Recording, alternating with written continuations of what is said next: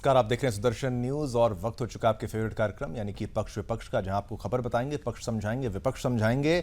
और मेरे साथ है मेरे सहयोगी, मैं हूं शिवमदत्त मेहता, मेरे साथ है मेरे सहयोगी। नमस्कार, आपके साथ मैं हूं लावनी विनीत और मेरे साथ है मेरे सहयोगी। नमस्कार, मैं हूं आपके साथ विकास ब्रजेश सक्सेना। तो चलिए शिवम और विकास शुरू करते हैं पक्ष विपक्ष का सफर। लेकिन उससे पहले एक बड़ी महत्वपूर्ण खबर आ रही है हरियाणा से। इस वक्त की बड़ी और अहम खबर हरियाणा चुनाव को लेकर आ रही है। विनेश फोगाट और बजरंग पुनिया कांग्रेस में शामिल हो रहे हैं। विनेश फोगाट का आज ही विनेश ने रेलवे से इस्तीफा दिया। कांग्रेस अध्यक्ष मल्लिकार्जुन खड़गे से मुलाकात की, केसी वेणुगोपाल से भी मुलाकात हुई और अब जो खबर आ रही है उसके अनुसार कुछ ही क्षण में विनेश फोगाट और बजरंग पुनिया दोनों कांग्रेस में शामिल होने वाले हैं। और हरियाणा में क्योंकि 5 अक्टूबर को वोटिंग होनी है और ऐसे में सुगबुगाहट तेज हो चुकी है कि कांग्रेस इन दो चेहरों पर भी क्या आने वाले चुनाव में दांव लगाने वाली है। बड़ी खबर, विनेश फोगाट और बजरंग पुनिया कांग्रेस में शामिल हो रहे हैं। तो बिल्कुल देखिए, दोनों ही पहलवान जो है मल्लिकार्जुन खड़गे के आवास पर पहुंचे हैं। जिस दौरान आवास पर पहुंचे तो मीडिया ने बातचीत करने की कोशिश की है, लेकिन दोनों ने अभी मीडिया से कोई बातचीत नहीं की है। सीधे वो वहां घर उनके पहुंचे हैं और अब से कुछ ही देर बाद दोनों कांग्रेस की सदस्यता लेने वाले हैं। इस पूरे मामले को लेकर सियासत गर्म हो गई है। बीजेपी अब आरोप लगा रही है कि ये पूरा मामला जो ब्रजभूषण शरण सिंह वाला जो तमाम आंदोलन किए गए हैं वो एक स्ट्रेटेजी के तहत थे, एक रणनीति के तहत। तो वहीं अगर बात की जाए बिल्कुल। तो चलिए, इसी पर और जानकारी देने के लिए हरियाणा के ब्यूरो चीफ हरिराम मिश्रा हमारे साथ इस वक्त जुड़ चुके हैं। हरिराम जी, जैसा कि अंदेशा जताया जा रहा था, अब बीजेपी को तो मौका मिल ही चुका है कि भाई ये जो आंदोलन कर रहे थे, जो खुद को खिलाड़ियों के साथ बता रहे थे, अब उन पर ये आरोप लगाएंगे कि भाई ये कांग्रेस के साथ पहले से ही थे, ये प्री प्लान्ड था सब कुछ, और अब उनके शामिल होने की खबर। अपडेट्स के साथ हरिराम मिश्रा, बताइए क्या कुछ हो रहा है हरियाणा में। देखो, जिस दिन दीपेंद्र हुड्डा रिसीव करने के लिए गए थे विनेश फोगाट को इंदिरा गांधी एयरपोर्ट पर और एक बड़ा जुलूस निकला था, उसी दिन हरियाणा के लोगों को पता चल गया था कि विनेश फोगाट राजनीति में कदम रखने वाली हैं। क्योंकि वहां पर केवल कांग्रेस के ही कार्यकर्ता नजर आ रहे थे, तो ये भी साफ हो गया था कि वो कांग्रेस में ही जाएंगी। बस बात इतनी थी कि वो विधानसभा का चुनाव लड़ेंगी या फिर नहीं लड़ेंगी। लेकिन अब वो भी साफ होता जा रहा है कि विनेश फोगाट विधानसभा का चुनाव लड़ने जा रही हैं और उनके लिए कांग्रेस ने सीट भी चुन ली है। और वो सीट हो सकती है जुलाना, जो कि उनका ससुराल पड़ता है। जुलाना एक जाट बहुल सीट है और ऐसा माना जाता है कि वहां से अगर विनेश फोगाट चुनाव लड़ती हैं तो आसानी से जीत सकती है। दूसरी सीट उनकी खुद के घर की है, भिवानी के चरखी दादरी की सीट है। उसके बारे में उस पर भी चर्चा की जा रही है, लेकिन संभवतः उन्हें वहां पर एक भारी विरोध का सामना करना पड़ सकता है, क्योंकि वहां पहले से ही कई दमदार उम्मीदवार हैं कांग्रेस के। तो जहां तक सेफ सीट के तौर पर देखा जा रहा है, विनेश फोगाट विधानसभा का चुनाव लड़ सकती हैं और वो विधानसभा की सीट होगी जुलाना। वहीं बजरंग पुनिया की बात करें तो ऐसे सूत्र बताते हैं कि कांग्रेस ने ये फैसला लिया है कि बजरंग पुनिया को चुनाव ना लड़ा करके संगठन में ही काम करने के लिए कहा गया है। लेकिन अब ये देखना होगा कि बजरंग पुनिया कांग्रेस के इस प्रस्ताव को पर कहां तक सहमत होते हैं। हरिराम, ये भी बताइए, और जो पहलवान है, चाहे साक्षी मलिक की बात की जाए, तमाम लोगों के बयान सामने आ रहे हैं। वो कह रहे हैं कि हमको भी ऑफर था। तो अभी पहलवान जो तमाम हरियाणा में हैं, उनमें क्या कुछ अभी बयानबाजी चल रही है, उनसे क्या कुछ अपडेट है आपके पास? देखिए, हरियाणा में ये कहने को कि हरियाणा की रेसलिंग एक नजर आती हो, लेकिन वहां भी कांग्रेस और भाजपा का गुट है। हरियाणा की रेसलिंग में भी एक तरफ योगेश्वर दत्त नजर आते हैं तो दूसरी तरफ योगेश्वर दत्त बीजेपी से है। हालांकि बीजेपी ने अभी तक उनको किसी भी सीट से टिकट नहीं दिया है, लेकिन जैसे ही विनेश फोगाट का नाम चर्चा में आ रहा है तो उससे बीजेपी के ऊपर भी दबाव बनेगा कि वो योगेश्वर दत्त को कहीं ना कहीं से चुनाव में खड़ा करे। तो अब ये कहा जा सकता है कि एक गुट का नेतृत्व बीजेपी से योगेश्वर दत्त कर रहे हैं, तो दूसरे का जो है विनेश फोगाट, साक्षी मलिक और बजरंग पुनिया कर रहे हैं। तो ये अब आप साफ दिख रहा है। दूसरी तरफ जो विनेश फोगाट की बहन है बबीता फोगाट, वो बीजेपी की सक्रिय कार्यकर्ता है और पिछला विधानसभा का चुनाव भी उन्होंने लड़ा था चरखी दादरी से, जहां वो हार गई थी चुनाव। उन्होंने बाकायदे कल ट्वीट किया जब उनको पार्टी ने टिकट नहीं दिया, तो उन्होंने साफ संकेत दिया कि वो पार्टी की निष्ठावान कार्यकर्ता है और वो जो पार्टी ने जिस उम्मीदवार को टिकट दिया है उसके लिए वो काम करेंगे। तो आप ये खुद ही जहां तक कांग्रेस और बीजेपी में रेसलिंग का गुट बटा हुआ है, एक परिवार में भी बटा हुआ है। जहां बबीता फोगाट बीजेपी में है, वहीं विनेश फोगाट कांग्रेस में है। तो आप इसी तरीके से देख सकते हैं और यही वजह है कि बीजेपी कह भी रही है कि विनेश फोगाट का मामला ही इसलिए उठाया गया कि उसका पूरे तरीके से राजनीतिक फायदा लिया जा सके। और जिस तरीके से शायद यही वजह है हरिराम की आज रानिल विजय का एक स्टेटमेंट भी आया कि आप विनेश देश की बेटी नहीं कांग्रेस की बेटी कहलाएंगी। महत्वपूर्ण ये है कि विनेश फोगाट को आपने कहा कि उस जगह से टिकट दिया जा रहा है जहां उनका ससुराल है जुलाना से, और वहां पर वो इजिली जीत सकती है। लेकिन 2 सीट्स पर चर्चा चल रही है। चरखी दादरी का नाम भी सामने अभी आ रहा है। अभी तक क्लैरिटी नहीं है कि जुलाना से ही दिया जाएगा। ये 2 नाम मजबूती अगर ज्वालाना की है तो फिर चरखी दादरी का नाम क्यों सामने रखा जा रहा है? इससे किस तरह से लिया जाए? देखिए, चरखी दादरी उनका जन्म स्थान है, जैसा कि बबीता फोगाट सिस्टर्स है ये, और बबीता फोगाट और विनेश फोगाट दोनों चरखी दादरी से ही वहां पर स्थिति किसकी ज्यादा मजबूत है? क्योंकि आपने अभी बताया कि एक ही परिवार से 2 बेटियां और दोनों अलग अलग पार्टीज में अगर शामिल होती हैं, तो चरखी दादरी को लेकर क्या कांग्रेस फूक कर कदम रखना चाहती है? क्या ये माना जाए कि चरखी दादरी में इस बार जो दूसरी बेटी है बबीता फोगाट, उनका ज्यादा इस बार लग रहा है कि उनका दमखम ज्यादा नजर आएगा? ये वजह तो नहीं है?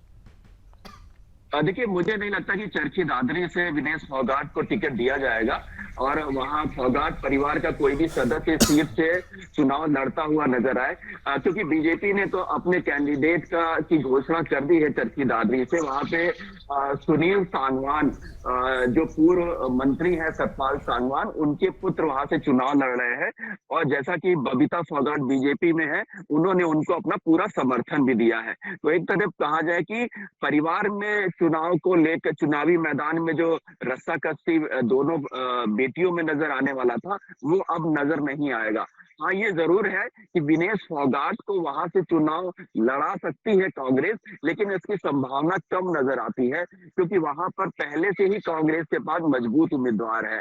ऐसे में जुलाना ही एक ऐसी सीट बचती है जहां से विनेश फोगाट को लड़ाया जा सकता है। हालांकि और भी कई सीटें हैं, जैसे बड़ौदा की एक सीट बोली जाती सोनीपत में, वहां से भी चर्चाएं हैं, राई से भी चर्चा है। लेकिन जो लोगों का मानना है कि जुलाना से संभवतः विनेश फोगाट को चुनाव लड़ाया जाए। बिल्कुल हरिराम मिश्रा, इस जानकारी देने के लिए बहुत बहुत धन्यवाद आपका। और जिस तरीके से ये बात सामने आती है लावनी और विकास, आप देखिए, एक बात हमें ये भी समझनी होगी कि एक इस पूरे घटनाक्रम की अगर हम जब बात करते हैं तो बृजभूषण सिंह का भी नाम सामने आता है। और एक मंच पर एक कार्यक्रम के दौरान बृजभूषण सिंह रोते हुए भी नजर आए थे, भावुक हो गए थे जब उनके ऊपर इसी बात को लेकर टिप्पणी की जा रही थी केस के बारे में।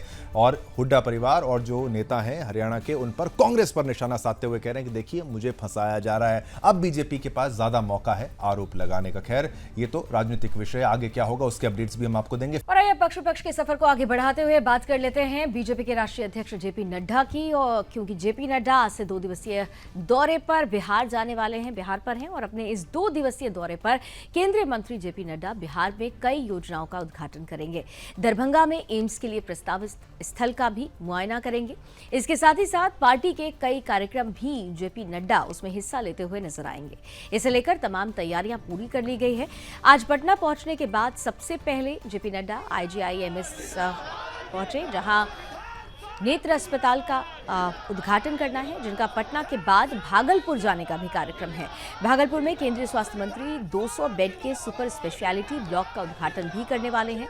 इसके बाद यहां से वो गया जाएंगे और गया में मगध मेडिकल कॉलेज में सुपर स्पेशलिटी अस्पताल का उद्घाटन भी करेंगे। यानी 2025 में, क्योंकि बिहार में चुनाव होना है, इसलिए बिसात अभी से बिछाई जा रही है। शिलान्यास और योजनाओं के उद्घाटन का दौर भी जारी है। जेपी नड्डा का यह दौरा क्या कहता है, ये इस खबर पर पक्ष क्या कहता है, जान लेते हैं शिवम दत्त मेहता से।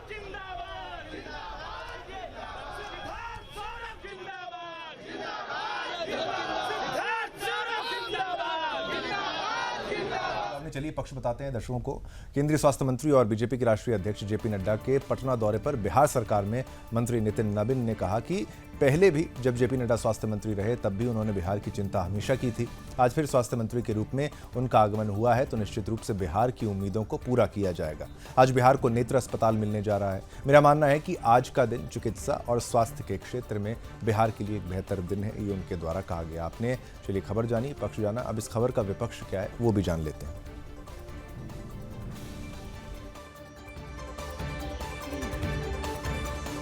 मेरा मानना है कि बिहार में पहले भी जब वो स्वास्थ्य मंत्री रहे तो बिहार की चिंता हमेशा की, और आज फिर उनका आगमन एज ए स्वास्थ्य मंत्री के रूप में हो रहा है तो निश्चित रूप से बिहार की कई जो बहुप्रतीक्षित उम्मीदें हैं उसको भी पूरा होगा। साथ में कई योजनाओं को जो उन्होंने अपने कालखंड में शुरू किया वो भी देखेंगे। आज बिहार को 200 से करीब के आँख का अस्पताल आईजीएमएस में मिलने जा रहा है। पीएमसीएच जो एक मॉडल हब बना है माननीय नीतीश कुमार जी के नेतृत्व में, वो उसको भी देखेंगे। और मेरा ये मानना है कि पूरी तरह से बिहार के चिकित्सा और स्वास्थ्य के क्षेत्र में एक बेहतर दिन है। आज और 2 दिन के उनके जो पूरे प्रवास हैं वो स्वास्थ्य के कई चीजों को देख। तो आइए इस खबर का विपक्ष भी आपको बता देते हैं। आज बिहार पहुंचे हैं केंद्रीय मंत्री जेपी नड्डा, और आपको ये भी बताएं कि बिहार में मुख्यमंत्री नीतीश कुमार और नेता प्रतिपक्ष तेजस्वी यादव की मुलाकात ने बिहार में राजनीतिक सरगर्मियों को तेज कर दिया है। राज्य के 2 बड़े नेताओं के बीच हुई इस मुलाकात के बाद से राज्य में तरह तरह के कयास लगाए जा रहे हैं। दरअसल मंगलवार को बिहार विधानसभा में मुख्यमंत्री नीतीश कुमार की और नेता प्रतिपक्ष तेजस्वी यादव की मुलाकात हुई। दोनों नेताओं के बीच मुलाकात सूचना आयुक्त की नियुक्ति को लेकर चर्चा के दौरान हुई, जिसके बाद से ही बिहार की सियासत में चर्चाओं का बाजार गर्म है। बता दें कि आयुक्त की नियुक्ति के लिए बनाए गए कमेटी में मुख्यमंत्री और नेता प्रतिपक्ष के अलावा मंत्रिमंडल के सदस्य भी शामिल होते हैं। सभी मिलकर सूचना आयुक्त के लिए नाम तय करते हैं। बिहार की इन्हीं सियासी चर्चाओं के बीच अब बीजेपी के राष्ट्रीय अध्यक्ष और केंद्रीय स्वास्थ्य मंत्री जेपी नड्डा बिहार के 2 दिवसीय दौरे पर गए। इसलिए इस दौरे को लेकर सियासी मायनों में भी खास माना जा रहा है और लिहाजा इसको लेकर चर्चाओं का बाजार जो राजनीतिक पंडित हैं वो भी अपने अपने तौर पर कयास लगा रहे हैं।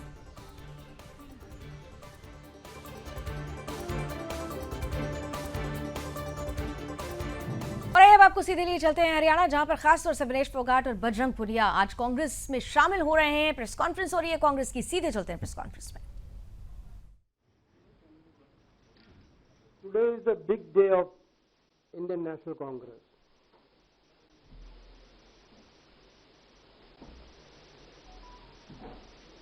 A proudful moment for all of us to join Vinesh Phogat ji and Bajrang Punia ji inside the platform of Indian National Congress. Vinesh ji, hailing a family from Rasselers, when she was 9 years old, her father was shot dead in front of the house of a relative of her family.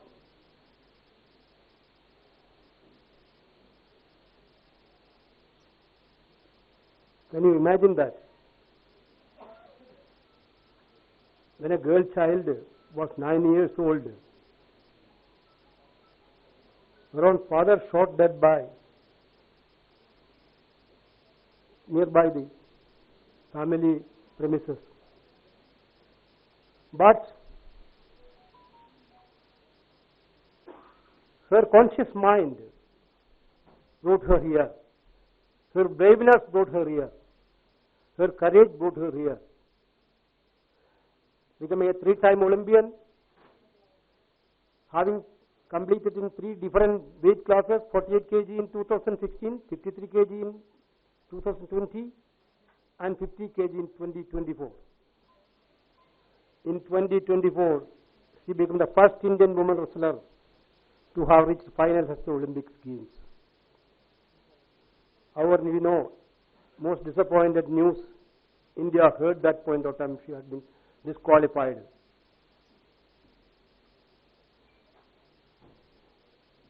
In the same games, she had also become the first international wrestler to defeat the then reigning Olympic champion Yu Sasaki.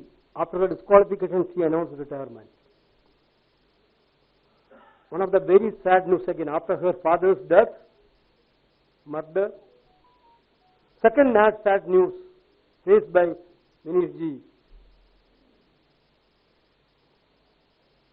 That is not only for Vinesh ji, for entire country, the retirement from Olympics field. You know her journey, completely her journey, you know that. The moment she led, along with Bajrang Punia ji and other wrestlers, they took up their cases of self-respect, decency in their field, which is totally denied by the Wrestlers Association of India.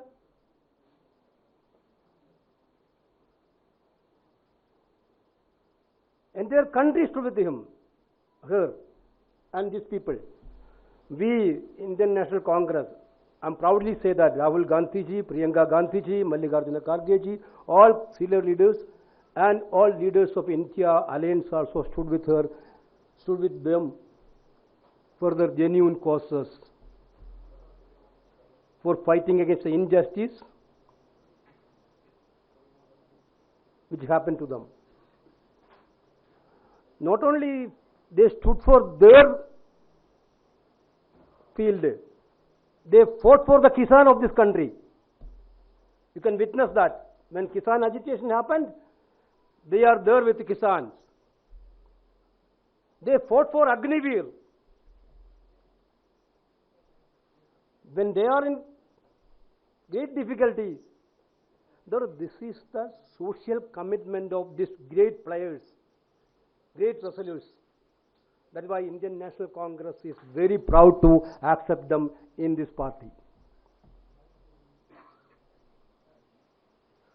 Leaders will come through movements. These two people came through a biggest movement in this country. Now somebody is criticizing, I saw that these are all the conspiracy, Congress conspiracy. So many athletes are in different parties. So many Olympians are also in different parties. Is that also a part of conspiracy? Now we are very proud that I am again telling these big stalwarts of Indian sports history led a movement. They know that which party has to trust through their experience. They completely know about that. Therefore, they chosen Indian National Congress as their party. This is what happened. Bajrang Punia ji, I don't want to introduce much because everybody knows Bajrang Punia ji, an Indian freestyle wrestler who complete in the 65 kg weight category at the 2020 Tokyo Olympics. Punia won bronze medal there. Prominently advocated farmers' cause everywhere. Now, he requested, what was the request from himself? I am very much happy to say that. Our Congress President and Rahul Gandhi was also very much happy by hearing the request. He told, I need to have a platform in the party to work for the farmers of this country. तो विनेश फोगाट और बजरंग पुनिया दोनों ही अब कांग्रेस के होलिये हैं। अब दंगल करते हुए कांग्रेस में नजर आएंगे। केसी वेणुगोपाल साहब साफ तौर से बोलते हुए कि वो जो अन्याय हुआ, राहुल गांधी प्रियंका गांधी उस अन्याय के साथ खड़े हुए थे, उसकी लड़ाई में खड़े हुए थे, और यही वजह है कि दोनों ही पहलवानों ने कांग्रेस को अपना घर समझा। अब अपना घर तो समझ लिया है, लेकिन क्या वाकई श्री अमर विकास, आप दोनों से ही मैं चाहूंगी बताएं कि क्या लगता है आपको कि ये जो घर उन्होंने चुना है ये आज का चुनाव है, या इसकी जो बिसात है वो पहले बीत चुकी थी, जैसा कि बीजेपी कह भी रही? ये पहले से बिसात बीत चुकी थी, एक दिन में फैसला नहीं। जैसा कि विकास भी कह रहे थे पहले, जो बात थी कि जब लेने गए, जिस दिन जब आई वो, तो उसी दिन से पता लग जाता है कि बात तो क्लियर थी। लेकिन ये मामला उससे पहले से है। ये उत्तर प्रदेश हरियाणा की जो लॉबी की भी अगर बात करे जाए, यहाँ पर रेसलिंग लॉबी, तो उसमें वो भी एंगल सामने आता है। एक पहलू नहीं है इसमें समझने के लिए। हम यहाँ पर किसी को क्लीन चिट नहीं देते और किसी को यहाँ पर ये भी नहीं, दोषी भी करार नहीं देते, लेकिन ये इतना साफ सीधा नहीं जितना नजर आ रहा है। राजनीति तो हो रही थी, अब भी हो रही है। जय हिंद।